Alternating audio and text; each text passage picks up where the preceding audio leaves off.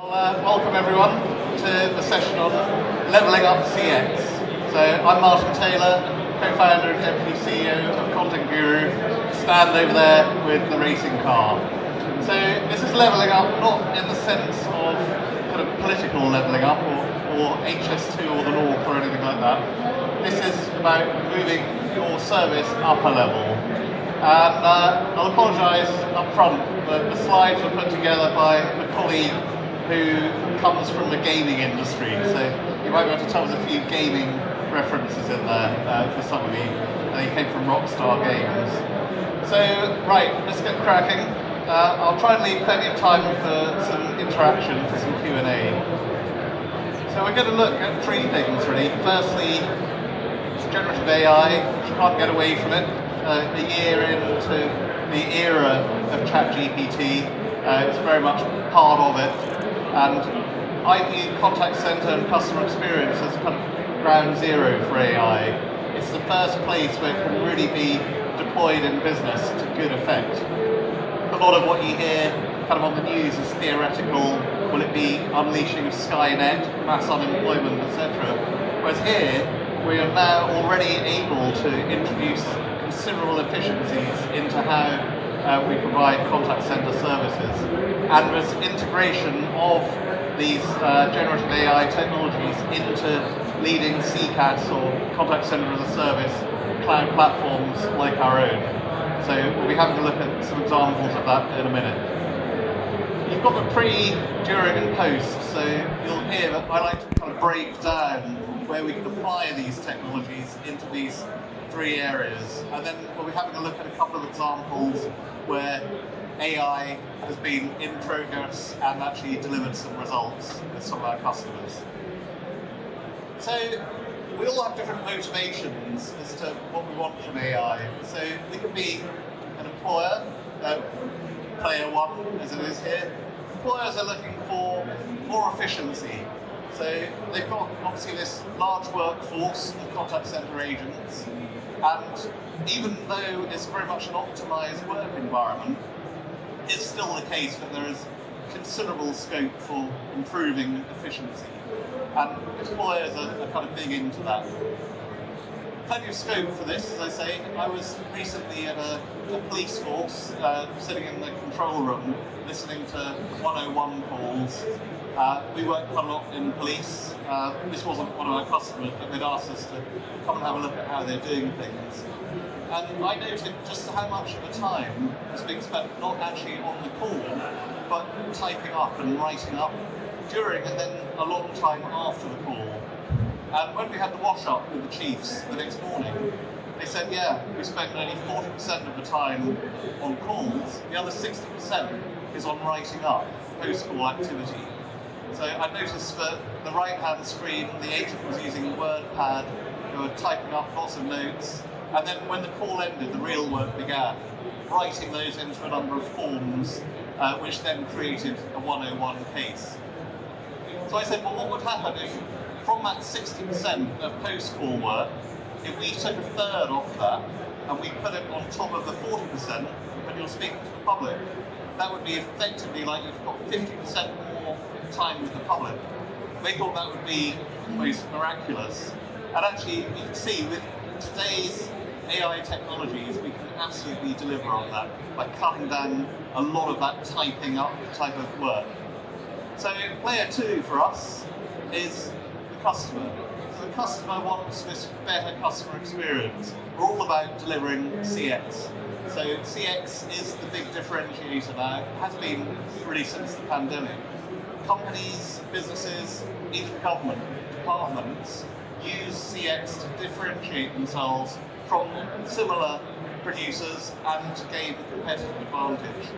So the customer wants an easier journey. I don't think customers say, I want to talk to some AI today. I think no one yet is, apart from a few enthusiasts, are really going out seeking AI. Really it's about making the customer effort score lower. So the first generation of digital technologies, a lot of it was about, let's force the customer online, let's hide our phone number, let's take our email address off our website. And that's great for you, it's convenient if you're the employer. for the customer, suddenly that's a lot of extra work they don't want to do. So I was speaking at a local government conference yesterday across town, and they were complaining that people are still calling us, even though we've created an account, and each resident can come in to their account and do everything. I said, but they don't want to. So if they want to call you, your job really is to reference that account and let them interact in this low effort way that they want. And then you at the same time can look up all of that information and have this joined up experience across these different channels. So I think the era of forcing the customer into a particularly convenient for you route is over. And then player 3, the good old employee. So contact centre, as we know, is an area of major churn. 50-60% not uncommon as annual churn.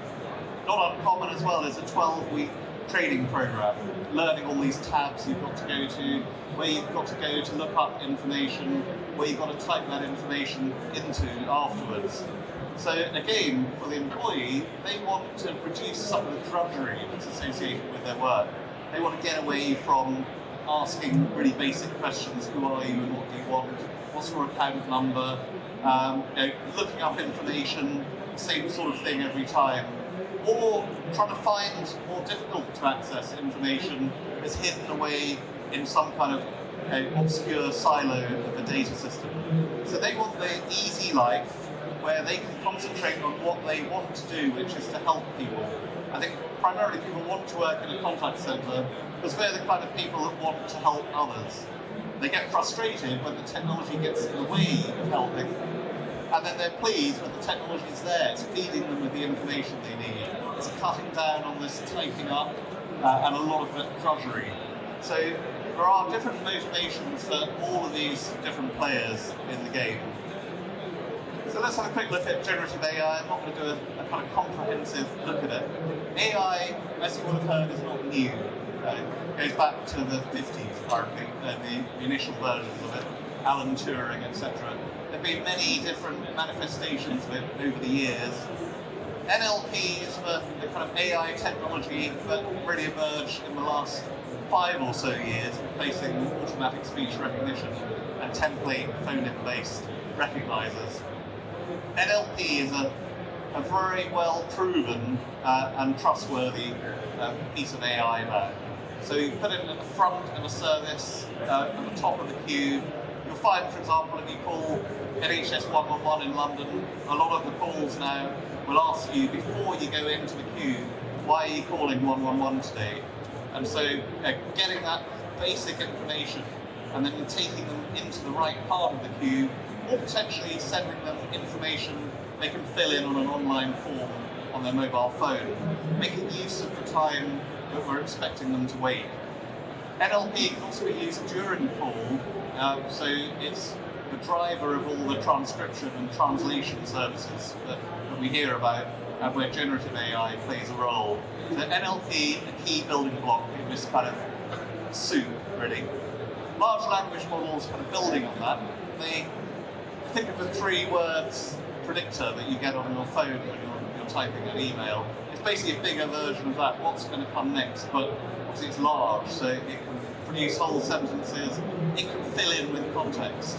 So I was watching a demo on the Content Guru stand earlier where it creates a CV as you're having a conversation with a job coach. So the large language models are filling in the information that's come from the conversation and adding in a few CV type words that the person didn't say but which would form part of a CV type situation. And then the other one is, of course, trawling through mass amounts of data. Stuff that humans aren't very good at. Machines really don't mind trawling over millions of records to get to the data. And of course, with NLP and the large language model summarization, we're producing more data. So there's a lot more. Once you've converted all the speech into text, we can then combine it with all the digital written interactions, the IMs, the WhatsApps, the emails, the SMSs, and bring it all together so that we've got this holistic view of the customer, and not just for the customer journey mapping, but also for analysing trends. It could be something as simple as a word cloud on our dashboard, or it could be guiding what's the next big thing we can automate for our service. This is kind of where we've been and are in many cases today, or most of you anyway. Individual machine learning tools. We've gone from simple algorithms, learning algorithms, deep learning. So lots of you are experimenting with these individual tools. I think now it's really the time to bring those together into intelligent automation that is backed by AI. So automation is a big theme. That's a big driver of efficiency. It's what customers want as well. We've got many examples where CSAT has gone up as we've automated more. So it isn't any longer the case that just we're calling to talk to a person. We're calling to resolve something. We want to get some information. We want to transact. And if AI can help us do that, and it can work unobtrusively and safely in the background, then there's nothing not to like.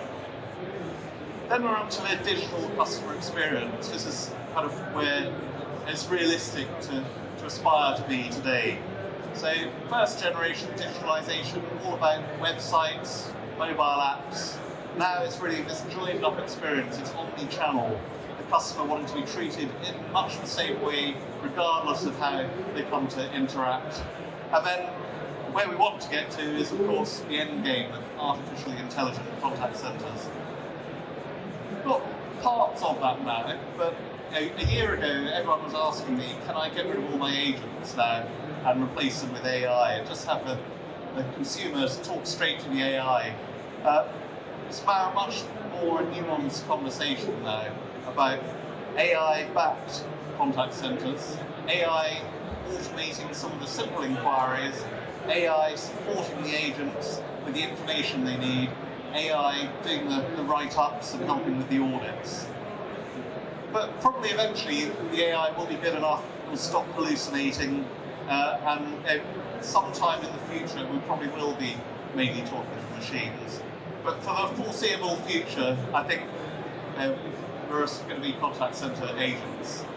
We've heard it many times before. Around 2000, when I was first getting into the industry, everyone said, well, it's going onto the web now, we won't need contact centers.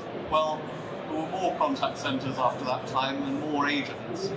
2010, smartphones were coming out. It was about people will use mobile apps. Well, most apps are still only used once, and the mobile app in itself didn't mean no more contact centers. It meant actually more contact centers emerged. Why that is contact centers are drawing in more areas of interaction. Stuff that would have been done face-to-face, stuff that would have involved a shop on a high street, for example. So as there are more and more functions of businesses and indeed governments operating within the contact centre, so we're going to need contact centre agents to drive them. AI is going to make them a whole lot more efficient. So is it game over? Yes. Gartner stopped doing a magic quadrant for non-cloud-based contact centre years ago. This was no more development or no more innovation going on in that sector. So lots of you still got it, we get that, but it's been replaced in terms of the current stream of things. Secondly, form filling. So natural language processing, speech to text, can now, with a bit of generative AI to work out the context, fill in lots of forms for you. So that's stuff that the consumer can do for themselves in some cases, or the rest of the time it's listening to the two parties in the conversation and filling in those back-end forms. And then the last part is really about the kind of Google search. We still have this verb to Google, but we have to Hoover and to Xerox. So really I think ChatGPT has really moved the game on now to potentially it will eventually be game over for typing in something and getting a list of results that we'll then have to look up to just giving us the answer. That's kind of what we're looking for when we go to a search engine. So obviously you don't want it to be game over for you guys. I think I need to click something else to move on. Let me do this. There we are, back in business. So in terms of what is AI going to give us, we are thinking now for the future of the super agent, so the AI-enabled agent. So it's going to make things faster, better, quicker. So as I say, it's not out to replace the agent. I was at a medical conference in Chicago in April, and they were saying, is AI going to replace clinicians? We said, no, AI won't replace clinicians. Clinicians using AI will replace clinicians who don't. So I think contact centres leveraging AI, maybe 30-40% more efficient, are going to replace those who don't. Businesses who leverage it are going to outperform businesses who don't. The cost base will be lower, customers will be served faster, they're going to be happier. There's just no doubt about it for me. So, are you ready to level up?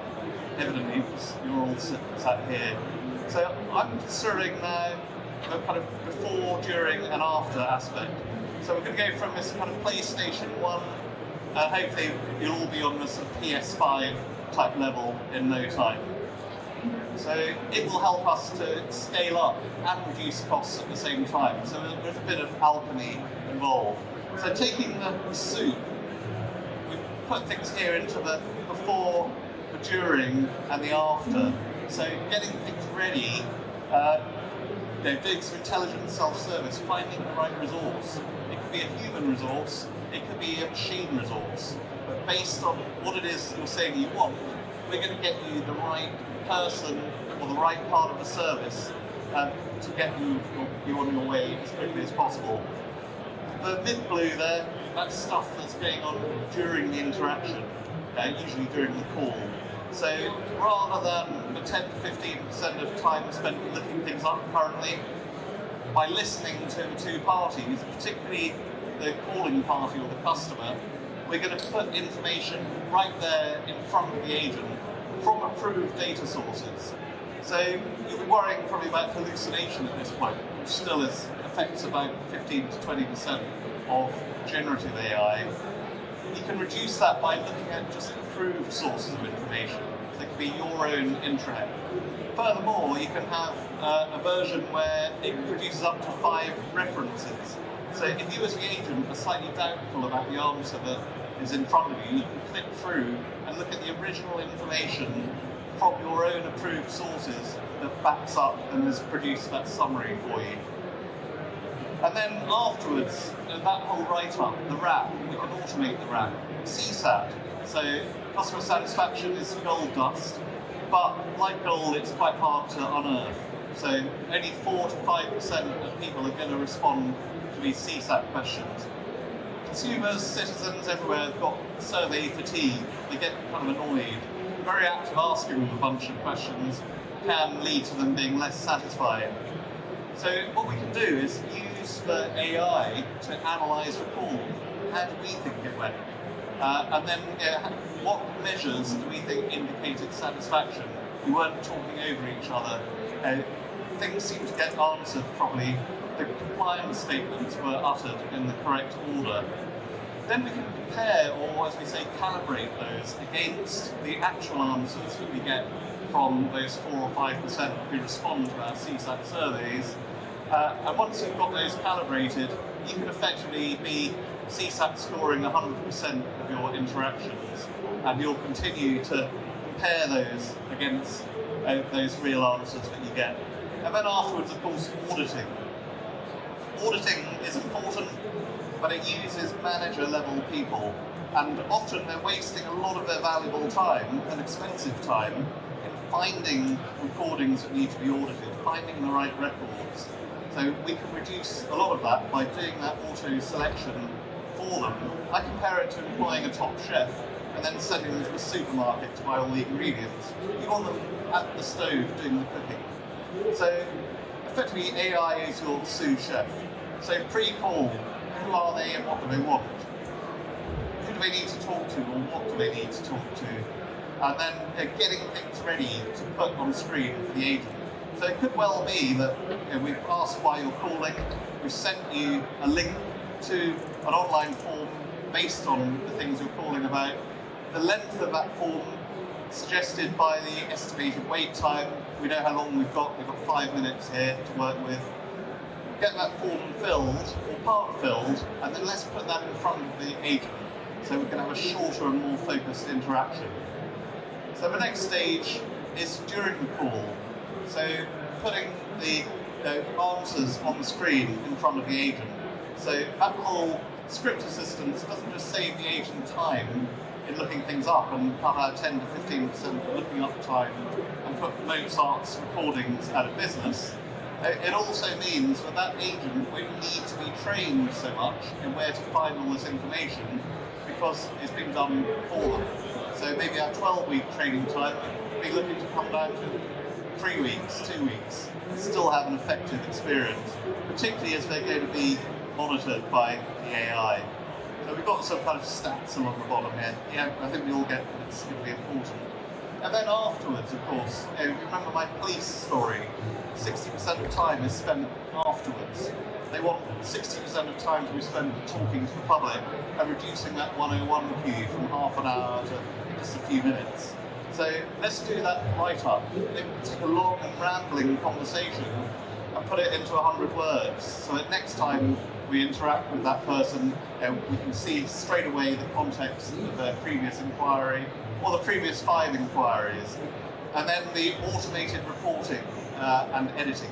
So the CSAT surveys, the auditing of what's been said, whether it complied with all of our standards, etc.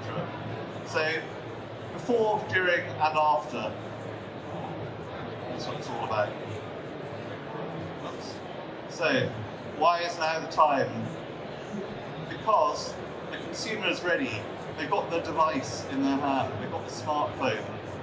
They are already accustomed to using online forms in their life as a consumer. So they get it. When a link arrives and it's in the middle of a conversation with you, it's got your name at the top. You've told them as the agent they're going to be getting this. They click on it. They can do what it is that they're going to be asked to. Similarly, if a machine tells them and they know that they've called your 0800 number, this is definitely coming from your bank, your insurer, then they'll go ahead and do that. The functionality is there now. The AI tools are so much easier to use. So you don't have to be a full-on Professor Heinz Wolf type scientist to use a lot of this stuff. Most of you experimented with some of these large language models. They're very accessible. So, and there are a lot of them as well. So depending what it is you want to do, the tools are available to do that. And then the third part is the CCaaS platforms, contact center as a service component that is going to actually link all these multiple AIs, because there's no one AI ring to rule them all. You're going to need several. And the AI that will dominate in 10 years' time, I can almost guarantee isn't one from a manufacturer that even exists today.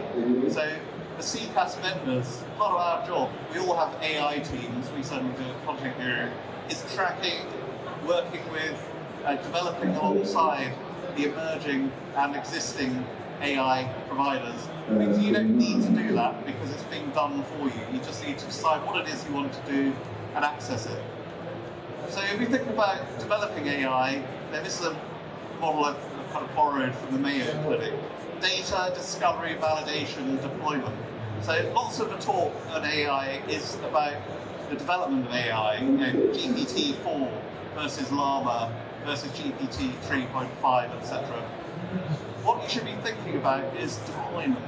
So getting good data, working out what it is you want to do, working out whether that service is good and valid, deploying it safely, getting more data and correcting over time. It's an iterative process.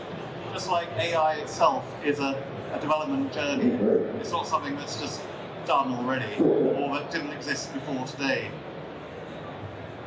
Here. It's curious, this clicker only works in some ways. So the machine agent then, it's intelligent routing, it's self-service, it's putting data in front of the agent, so it's right there, they can make it more efficient, it's giving them the information they need, it's filling in forms, you can do translation as well. 50, 60, 70 languages today available for AI translation, and doing a lot of that post-call work. So that's really what it's about. What it isn't about is this kind of Skynet and destroying everyone. So the machine agent in this case is a friendly machine agent, and that's helping the contact center agent become more effective by doing all of that grunt work, enabling them to be human and not slaves to the keyboard. So we can go through examples. This is a CD type builder, like what we've got on our stand, except that's agent driven. This could eventually be, as in this case, completely automated. So having the conversation with the machine, technically possible today, and you can have this dialogue where you do some edits, etc. But in practice, today I think we're still going to be agent driven for that type of scenario. So think about how it's going to be a lever. It's not a substitutive technology, it's a complementary technology, it's additive to the human. Just like we don't spend hours scything grass anymore, we're probably in the lawnmower stage, it's automated the hard work, but you still need to be out there. And now if you think of these robo-mowers, they do all of that for you, so you can do more productive work. We used to have to go to pick up a takeaway, but we used to cook the food, and the takeaway was delivered. And now it can be delivered by a robot. So in all of these kind of fields of endeavour, we've got cases where we've become more efficient over time, and the core service that's delivered is just demonstrably superior, soon becomes the norm. UK Power Networks, biggest distribution network operator in the country, covering here, the east of England and the southeast. So heavy automation, 90% plus, 93% CSAT score, because they have used this intelligent automation so wisely. It's taken them last year to the top of the league table of the UK CSI. Look about all those other people down below, people like John Lewis, M&S, Ricardo. These are people you only contact when the power's gone out. So even in a kind of distressed purchase type of situation, you can be offering a great service that gets really highly rated by the consumers. And then the DVLA, the only improved part of government. Again, we've replaced the chatbots, lots of intelligent automation in there, making it so much easier to get your driving license or your medical certificate or whatever. So, let's say Content Guru, you can come see us over there. We're part of Redwood Technologies Group. We're British-based, but we're all over the world. Platforms, offices, organisations throughout the globe. So however global you are as a business, we can help you. We're Europe's leader, so according to McKinsey, I wouldn't dare to doubt them. Lots of awards, all of the security and safety standards you'd expect. Because you can't just unleash this on the world and it's all going to be fine. Analysts like it. We're the only European vendor in the Gartner Magic Quadrant and in the Forrester Wave. And that means we specialise in Europe and we specialise in the UK. We're British owned and headquartered. We're over 70% engineers. You can deal with us directly and through our partner network. Customers who use us rate us highly. So you can see there, we've got the highest Gartner and G2 user scores of anyone in our sector. And then we're trusted by many hundreds, even thousands of different household name customers across all key sectors. And then lastly, we'd hope you'd work with us because we are a segue into all of these existing and emerging AI technologies. So that's me. I think I've probably blasted through my half hour, but I'll be around to chat to afterwards, and say there's a whole bunch of us in the black shirts at Content Guru, and you can even try out our F1 racing simulator if you're feeling really keen. So thanks very much for your attention.